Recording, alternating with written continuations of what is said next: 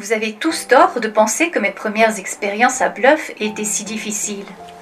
Après avoir voyagé pendant 6 mois et conduit moi-même l'attelage, le fait d'avoir maintenant une vraie chambre, pouvoir me mettre debout pour m'habiller et me déshabiller, pouvoir ouvrir et fermer une vraie porte, faire entrer le soleil à travers une vraie fenêtre, faire mon lit et me promener à pied un peu partout pour mes activités, c'était une joie sans égale.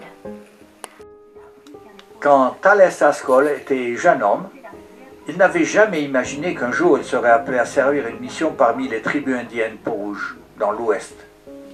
Il a dû apprendre leur langage, leur culture et leur façon de faire, dans le but d'améliorer les relations entre les Indiens et les pionniers qui sont venus s'installer.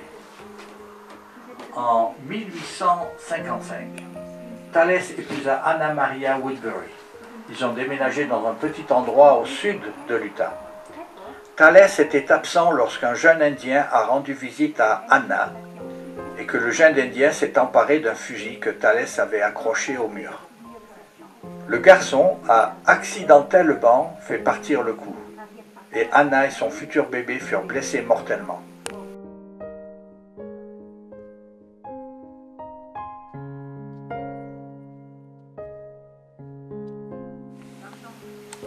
J'avais à peine 22 ans quand ils m'ont appelé à la mission de Saroua.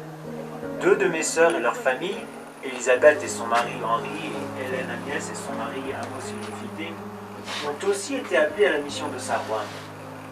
Ma famille habitait Parowan. J'étais toujours célibataire quand j'ai rejoint l'expédition.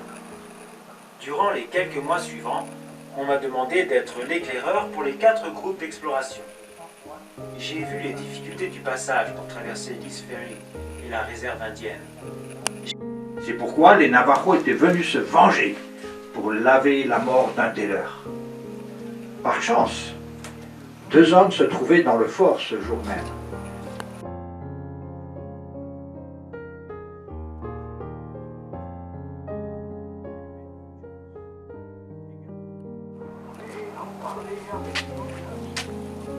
La vie à Bluff était faite de joie et de peine. Les naissances apportaient les plus grandes joies et les décès les plus grosses peines. Les 3 frères Decker, Cornelius, James et Nathaniel, sont venus avec leur épouse dont certaines étaient enceintes.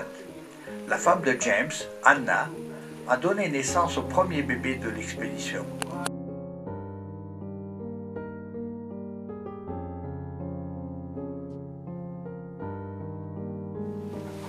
Alors qu'il officiait en tant que shérif de la commune de San Juan, 2 cow-boys recherchés par la justice avaient été aperçus dans la commune.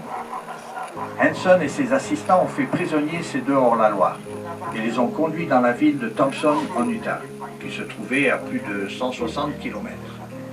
C'était la gare de train la plus proche, à partir de laquelle les recherchés par la justice pouvaient être acheminés vers le Colorado pour être jugés.